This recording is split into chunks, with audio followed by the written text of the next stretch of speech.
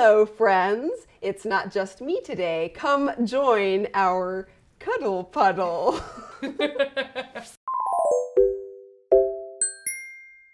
I am here today with Dan, Princess Kelley May, and Stephen Lewis, and they have joined me in my cuddle puddle to help me with a real trauma in my life, which is that among spanking fetishists, there is an underappreciated art, and that's what we're here to talk about today. It's the underappreciated art of scolding. I love scolding, and I feel like we need to talk about how to revitalize scolding within our world, because a spanking without a scolding is just, in my opinion, not much of anything at all. So, what do you guys think? Not wrong. I'm never wrong. So as the switch amongst, I would say definitely scolding for the win. I love a good scolding. Yeah, do you feel the same way both ways around though? Do you feel like it's not a proper spanking unless you've scolded somebody first? Ooh. Oh, definitely. I love, as a top, doing very scoldy scenes. I mean, sometimes I won't talk at all and I'll just kind of hit people, but that's a totally different thing. Like when I'm doing it, I want to like get in their head and scold. But if we were like, when you're thinking about talking about like advice for scolding, my advice is always just be a switch. Just be a switch. We're the best because you just say what you want. You just say what you want to hear. And I don't know, I feel like it's cheating sometimes. Lots of people misunderstand scolding. Like they're picturing the wrong kind of thing. They're picturing being angry and that kind of thing.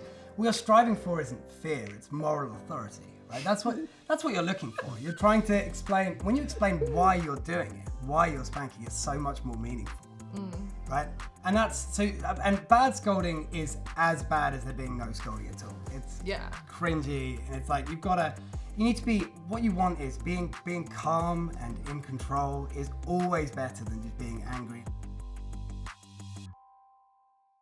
Sometimes, obviously it's easy to become in control if you know what you want to say. Sometimes it's good. I tend to find that I don't know what I'm going to say necessarily, but I know the moral message I'm going to get to. Rather than just like saying rather than just complaining about something that a bottom has done. Yeah. Like I've got in my mind a moral message. I'm going to talk about what they've done, but then I'm going to say why it's wrong.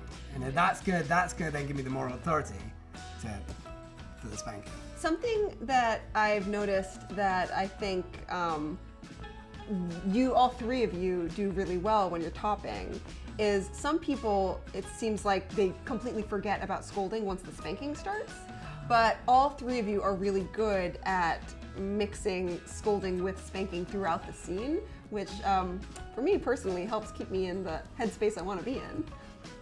Yeah, that's a very good point actually.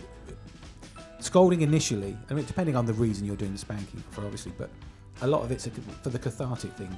When people talk about being spanked to tears, they're not really talking about anything physical at that point. Okay, so the point, if you can get to a point where they're actually tearful before the spanking starts, okay, that's a different thing. And then while the spanking is going on, exactly as you say, you're then reiterating the point you're making and making them know that this isn't just an excuse to put you across their knee.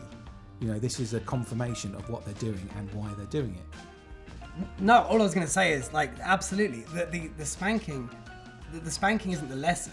The scolding is the lesson. The spanking is just the punishment. That's just the consequence for the action. But that's not the lesson. The lesson is the scolding. That's a really good point. I actually never thought about that way, but I like it. I'm gonna use that. I think for me, the reason I talk during or scold during the spanking is because I know that as a bottom, sometimes your mind will wander. Yes. Especially if the spanking goes on for too long. You're like, or it's just like going, your brain like just keeps turning and turning, and it's kind of almost a like, I want to keep them there with me. And so I even say that sometimes. It's like, are you here? Are you here? Are you with me? Like, stay here with me. Like, I can tell you're wandering. And so when I can tell somebody has kind of started drifting into La La Land or thinking about something else, instead of just hitting them harder or hitting their legs or whatever, I just start scolding again. It's also like if you do response scolding, like asking questions, can be a good way to keep people engaged, though not everybody likes talking during a spanking. But I think also sometimes I feel like I need to fill the time, so I start talking because I'm like, well, this is still going, and I need to remind you why it's happening. But I feel like I need to warn all the bottoms who are watching this video that sometimes if a top is asking you questions, that can be a trap. They will say things like, are you listening? Yes. Are you paying attention to me? Yes. Are you going to behave better? Yes. Are you going to do that again? And that's a trick, because sometimes you get in the rhythm of saying yes.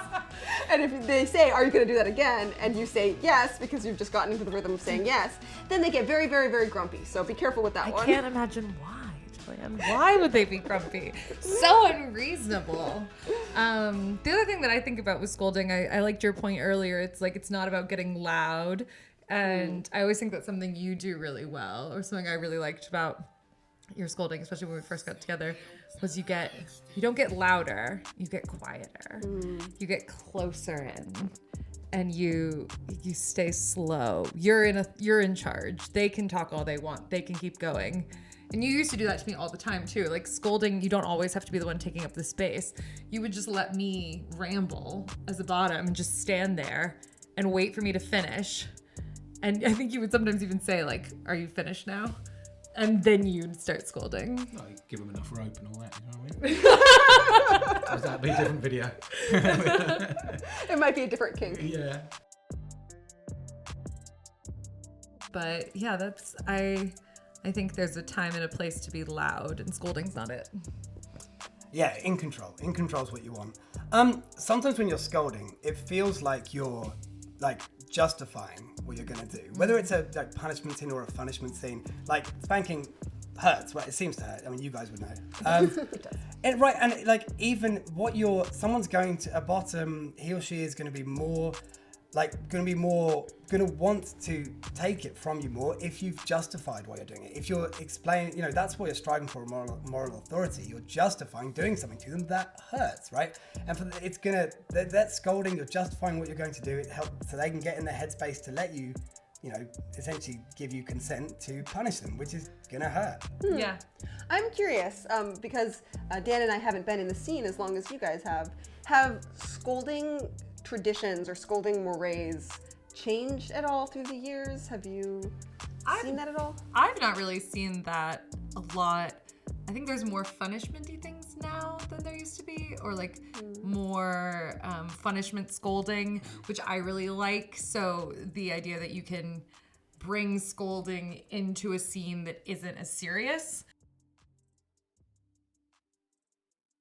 So scolding can still be kind of lighthearted and fun and funny, and it's still worth having, even if the scene isn't as deep in it. But I don't know. You've been in here. You've been doing this longer than me. I don't know, because I talk from a perspective of not wanting to hear the same thing over and over again. Do you know what I mean? So you kind of feel like, okay, you've always got to try and find a way to make it fresh and make it slightly different.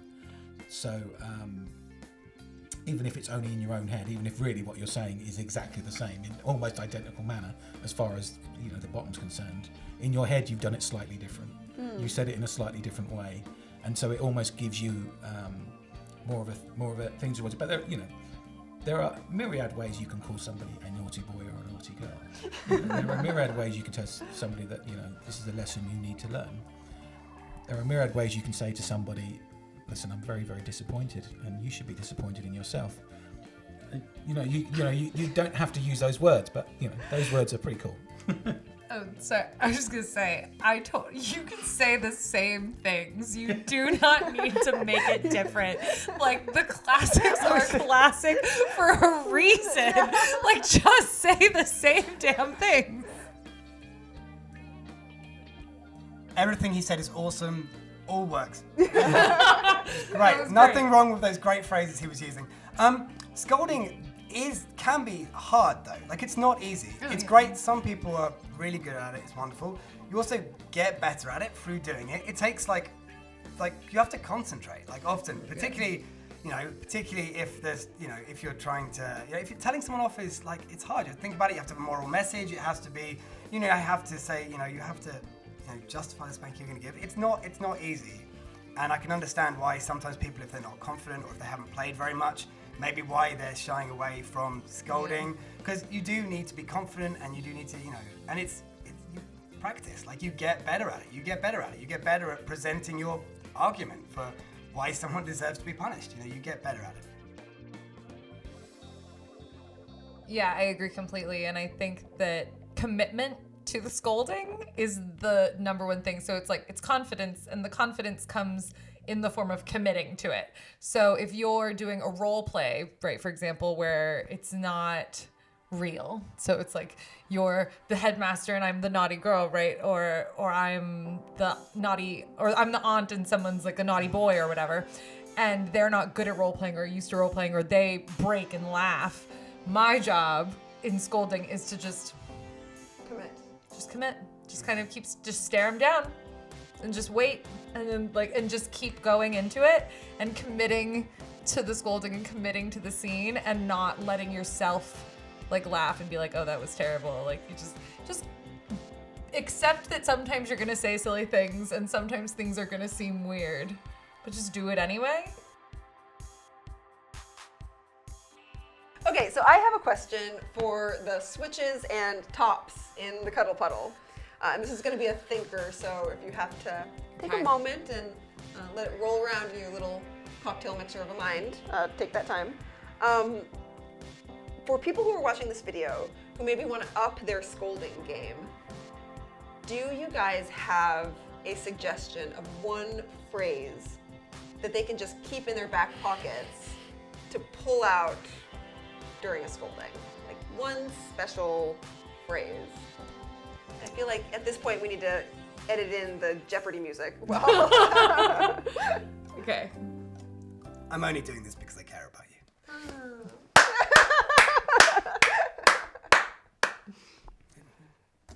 That's perfection. That is the line. I mean, sometimes it's utter bullshit, but it's perfect. What? Like you said, you just have to commit to it. Yeah. Once you start scolding, you have to commit. If you project awkwardness, they might feel awkward. Once you start scolding, you commit to it. And if you've got a moral message, if you've got a message to give, that's the message you give. You commit to it. That's the most important thing. I think mine is actually not scolding so much. It's the prep. It's the before. So if I was to suggest something, it's the having them stand in front of you, looking at them and saying, I'm going to do it as the idea of a boy that I'm scolding. So you, young man, are about to get a spanking. I'm going to pull your pants down, put you across my knee, and spank your bare bottom till I am certain that you have learned a lesson. Something like that. Yeah. It's not telling them why, but it's the words that make them tingle. Yeah, the other point is the words that make some people tingle are different to the words that make other people tingle. Although, young man was an interesting, so young lady is always an interesting one. Because that's almost like you are taking the high ground straight away from the beginning. And it's very similar to Dan's. It's also asking them to reflect on their behaviour. So anything that makes the bottom reflect on what they've done, if you realise what you've done, you realise what you're being punished for. I have to say, Kelley, I think that these two are kind of playing tennis with the net down because they're British, and the Brits are natural born scolders. They just say things. He says things, and I'm like, oh, okay. He could order pizza delivery, and it would sound kind of like a scolding. Yeah, exactly. I mean, scolding is, British people do kind of cheat a little. You say that, but I think it's the bit Kelley just did that people on the internet are going to cut out. You, young man, are about to get a spanking. I'm going to pull your pants down, put you across my knee, and spank your bare bottom till I am certain that you have learned a lesson. I try. Yeah, it's the scolding isn't always saying, scolding, the actual definition of the word is the part where you're saying, Dan, where it's the moral message and saying why. But I think when we kind of refer to it, or when I say scolding, a lot of times what I just mean is the talking is just the words that you are saying, and they don't always have to be why it's happening or what they've done wrong. It can be telling them what's about to happen, or the go get the hairbrush, or I'm going to do this, or the things that are commenting on how red your bottom's getting, or those sorts of the the words and the tastiness of that, I think is good. That's something actually I negotiate though. When you were saying like it varies for some people, I do occasionally negotiate scolding in the sense of I ask if like young lady versus little girl. So I like both for different reasons, but some people really don't like one or the other, and so, or they really prefer one. So I will occasionally ask if somebody's got a preference, or I'll just suss it out. So I'm not technically a switch, but as we all know, I'm like super toppy inside. So I'm going to answer my own question and say what I think I would do if I were a top. So obviously the four of us in this cuddle puddle have gotten over this, but I'm sure we all remember a time in our lives when the word spanking was so overwhelming that we couldn't even say it out loud. This is a very common thing for spanking fetishists. That word is just like, whew, I remember for years and years I couldn't say it. Yeah, and we all remember this. So I think if I were a top, what I would do, especially with newcomers to the scene, is I would make them say it. Oh, yeah. I would be like, why are you being punished? And they would answer the question. And I would say, and what's the punishment for? I'll give you well, I think what you're trying to say is, now what's about to happen to you? Yeah. And then they say something, they're like, oh, I'm gonna get punished. And it's like, how are you gonna get punished? Yeah. Say it. You have to say it. You're gonna hit me. No. How? No, that's not what's gonna happen. What's gonna happen? You do this to me all the time. So what are you doing? That is one that we do, because it does make you think. It makes you think about what's going to happen. And what do you usually make me say? Wait, what do you? What's going to happen to you? I need a bowl of popcorn. Yeah, Just like... if we weren't in such a nice thing, I'd make you stand up now. Wouldn't you? That's true. Why are you here? Why are you standing before me now? What's about to happen to you?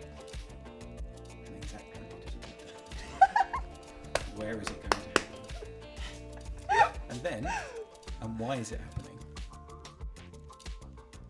Yeah, he does that, and then I'll like answer in the most roundabout way just because I want to, and then sometimes you'll say it, like you'll give me the answer, like he'll say like, I'm gonna put you across my knee and spank you on the bare bottom, like, and he wants me to say those certain things, and if I don't, and I have to say, and then it's always the like, I couldn't hear you, like speak up.